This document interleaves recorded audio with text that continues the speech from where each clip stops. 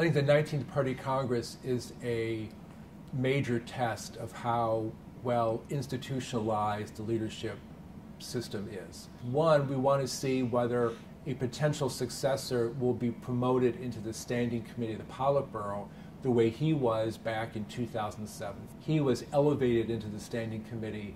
The second area of concern is whether or not the retirement age will be adhered to or not.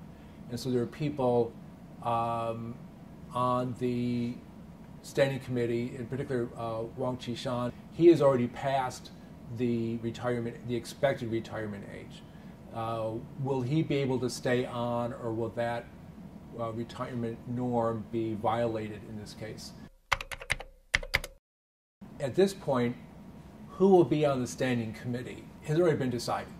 They wouldn't have announced the date of the Party Congress. The insiders know what's going to happen, but for everybody else, it's just a guessing game. So whether or not Wang is able to stay on, I'm sort of agnostic, but I see it as a significant challenge or test of the institutions that guide leadership appointments in China. I think the anti-corruption campaign got off to a great start and was extremely popular. Over time, it's become more apparent that it's not just a sincere effort at eradicating corruption, but it's also is having the consequence of people that are not Xi supporters are being replaced. People become aware that it's not just a local issue, not just local leaders are corrupt, but even at the very top of the party, the government, the military. And so that has a bad impact on the party's image. Well, I think the Youth League faction is probably not as strong as it had been in the past. Li Keqiang is the main figure from that faction. If anything, the last 5 years have shown that Xi's power has been increasing, and often at the expense of the Prime Minister Li. Princeling faction it's hard to call it a faction because they have a common background that their father or grandfather was a high-ranking official, but whether they actually share viewpoints, share policy preferences, that's not clear. Xi himself is not, I don't think is as well tied to the different factions as maybe previously leaders were. We used to think he was part of the Shanghai Gang, but he's been going after members of the Shanghai Gang during the anti-corruption campaign too, so he's not simply subordinate of that faction, or really a leader of that faction. So in some ways, he's standing apart from the different factions. All the evidence kind of points to the fact that he does have a wide range of popular support, both for material interest and for the image that he projects as a strong and confident leader. Most countries prefer strong leaders to weak leaders. Even though the economy is slowing down, people's incomes are still rising, the standard of living is still improving. And so that is a huge factor in Xi's popularity, as well as the support for the party more generally. Where he has not had much success has been on promoting, deciding upon and implementing an economic reform package.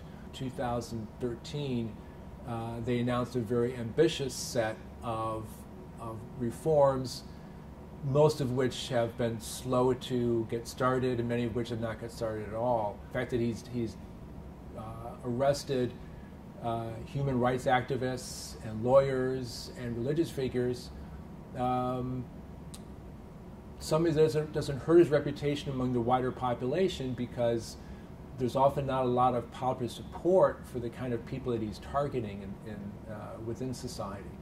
The question becomes, at what point does he overexpand the number of people that he's targeting this way? Over these 5 years, the political environment in China has become increasingly closed. The flow of information has become more restricted. The pressure on professors, on publishers, on internet providers has ramped up. But those things are being done as a way of maintaining party control. So for people who are hoping for political reform, would give him low marks. For people who identifying his own priorities, I think he's done very well. I think people who have been predicting the demise of the CCP have underestimated its capacity to adapt to new challenges. As long as it's able to adjust, adapt, be flexible enough to meet with new challenges, it can survive indefinitely. If you look across China today, it's not clear what the alternative is to party rule. Not clear there's really a viable alternative, and that's part of what keeps the party in power, is the fear of the unknown. I think the biggest challenge he's going to have is that many of his successes during his first term as General Secretary are going to present new challenges for him in his second term. He has successfully